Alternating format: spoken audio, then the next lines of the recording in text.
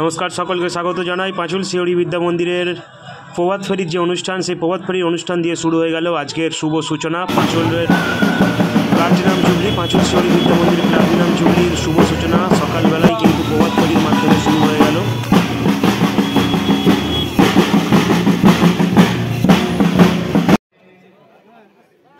এরপর পরবর্তী পর্যায়ে পতাকা উত্তোলনের মধ্য দিয়ে আমাদের আজকের অনুষ্ঠানের শুভ সূচনা।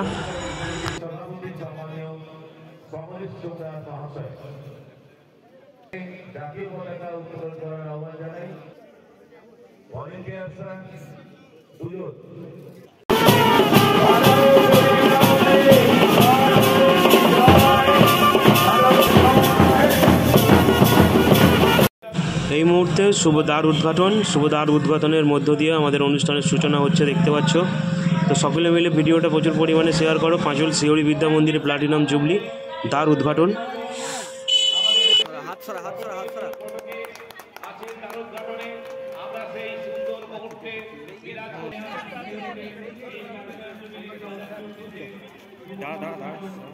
পশ্চিম দিকে যে আমাদের ফটক আছে, সেই ফটকের পশ্চিম দিকে আমাদের যে ফটক আছে, সেই ফটকেরও শুভ দ্বার। এরপর প্রদীপ প্রজ্বলন এবং অতিথি বরণের মধ্য দিয়ে অনুষ্ঠান চলতে থাকছে। তো আপনারা ভিডিওটা শেষ পর্যন্ত দেখতে থাকুন।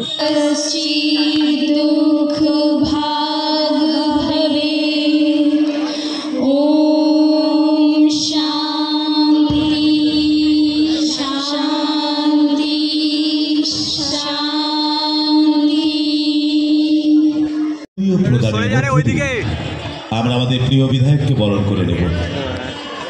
আমাদের অতিথিবৃন্দকে দিয়ে দেব ক্যাপ্টেন ক্যাপ প্রদান করব। প্রথমে আমাদের বিচারপতি, আমরা ক্যাপ্টেন ক্যাপ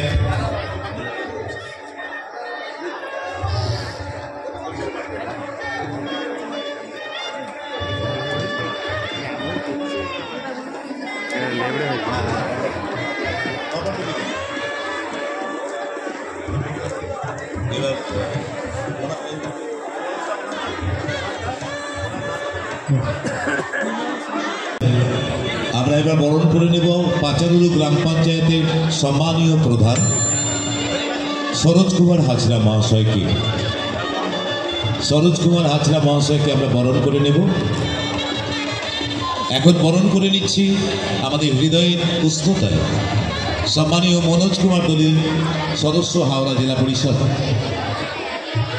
মঞ্চে আহ্বান জানাচ্ছি বিদ্যালয়ের বরিষ্ঠ প্রাক্তনী এবং পাঁচারুল শ্রীহরি বিদ্যা মন্দির প্রাক্তনী সংগঠনের সভাপতি ডক্টর সমরেশ পণ্ডিত, তাকে মঞ্চে আসার জন্য এবং আসন গ্রহণ করার জন্য অনুরোধ করছি।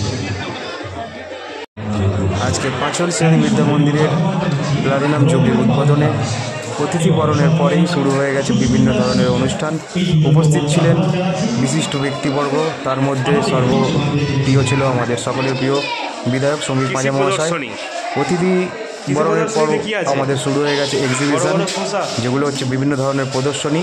তো এখানে কৃষি প্রদর্শনী দেখতে পাচ্ছ, বিভিন্ন ধরনের ফল, এখানে বড় বড় ওল, ফুলকপি, এই ধরনের এক্সিবিশন তোমরা দেখতে পাবে পাঁচুল শিউরি বিদ্যা মন্দিরের এই প্লাটিনাম জুবলির অনুষ্ঠানে এসে। দেখতে পাচ্ছ আদা, হলুদ, ভুট্টা এবং ফুলকপি, এছাড়াও আরও বিভিন্ন ধরনের এক্সিবিশন আছে, যেগুলো আমি পরপর আপনাদের ঘুরে দেখাচ্ছি। এই ঘড়ি, এখানে নেপচুন, প্লুটো এসব তুলে ধরা হয়েছে। জলবিদ্যুৎকে তৈরি করা হয়েছে এখানে, এই যে জলবিদ্যুৎ তৈরি করা হয়েছে। এর পাশে আছে গ্রিন হাউস, যেখানে জৈব সার তৈরি করা হয়েছে। এখানে কিছু মাছ ছাড়া আছে, জ্যান্ত দেখা যাচ্ছে। তো আপনারা আসুন, বিভিন্ন রকম প্রদর্শনী,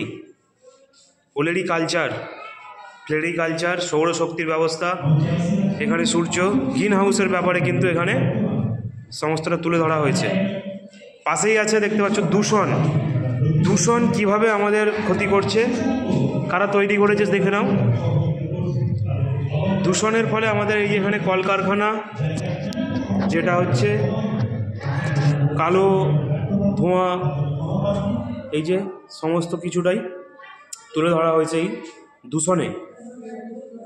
দূষণের সম্পর্কে বিস্তারিত কিন্তু এখানেও লেখা রয়েছে। এখানে inspiration station of speech station, এখানে একটা আলাদা রকম স্পেস স্টেশন তৈরি করা হয়েছে দেখতে পাচ্ছ। এগুলো কিন্তু সবই পাঁচল সিউড়ি বিদ্যা মন্দিরের যারা বর্তমান ছাত্রছাত্রী আছে তারা কিন্তু এগুলো তৈরি করেছে। এর পাশে এদিকে আছে দেখতে পাচ্ছ ভলক্যানো, যেখান দিয়ে অলরেডি লাভা বেরোচ্ছে, জীবন্ত ভলক্যানোকে তৈরি করা হয়েছে। প্লাটিনামের আলো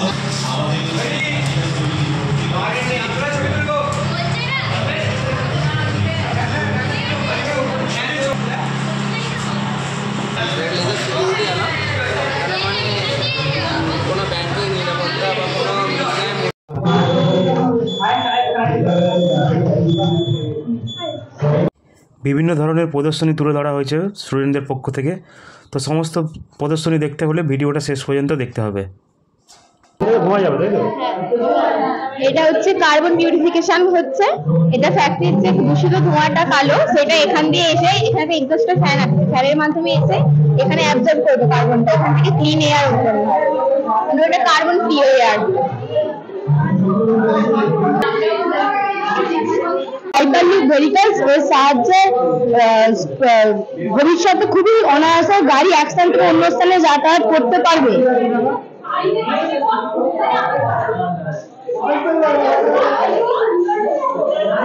এটা একটি চৌম্বকের সাহায্যে আকর্ষণ বিকর্ষণের প্রভাবে এটি হচ্ছে।